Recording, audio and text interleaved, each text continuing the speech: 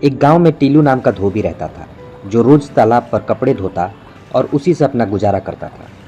एक बार टीलू कपड़े धोकर अपने घर की ओर जा रहा होता है। मुसाफिर हूँ यारो, ना घर है ना ठिकाना, मुझे बस चलते जाना बस।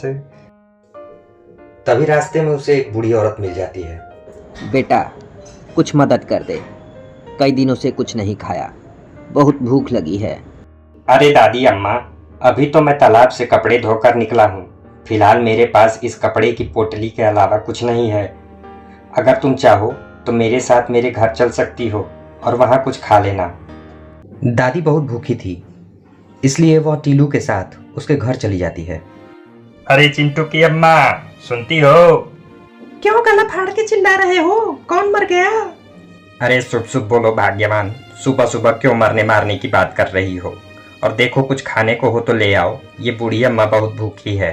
हाँ हाँ, क्यों नहीं। तुम्हारे पापा जी ने यहाँ अनाज की बोरियां जो छोड़ रखी हैं, जो कभी खत्म ही नहीं होगी। कुछ नहीं है खाने को, और भगाओ इस बुढ़िया को यहाँ से।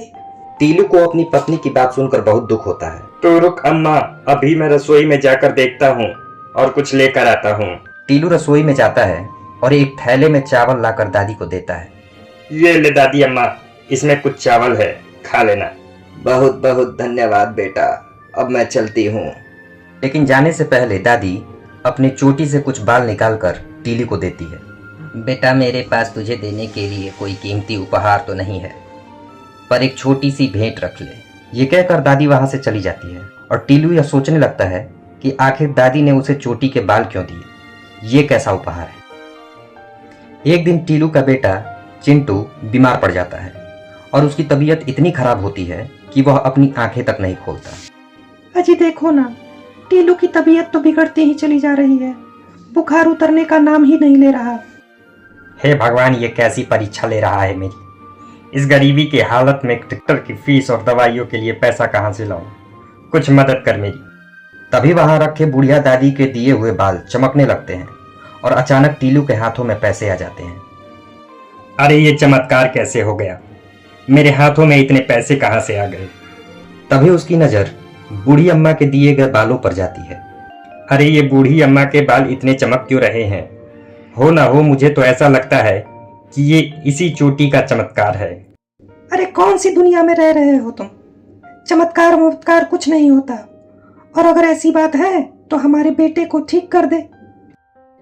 तभी चिंटू का शरीर चमकने लगता है और वह उठकर बैठ जाता है।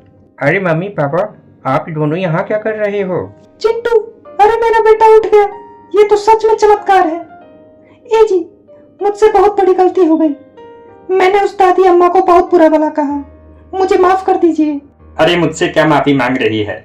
माफी तो तुझे उस बूढ़ी अम्मा से ही मांगनी चाहिए, जिसे तुमने इतनी खरी खोटी सुनाई। ए जी, अब जाइए ना, जल्दी उस बुढ़िया दादी को ढूंढ के लाइए, मुझे उससे माफी मांगनी है। तू ठीक कह रही है।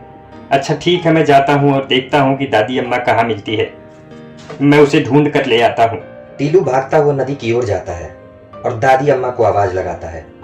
अम्मा, अरे ओ दादी अम्मा, कृपा करके मेरे सामने आओ। टीलू दादी अम्मा को बहुत ढूंढता है, लेकिन वह कहीं नहीं दिखती। हेलो दोस्तों, अगर आप लोगों को मेरी कहानियां पसंद आ रही हों तो प्लीज मेरे चैनल को सब्सक्राइब करें, ताकि और भी मजेदार कहानियों के साथ हम नए एपिसोड लाते रहें।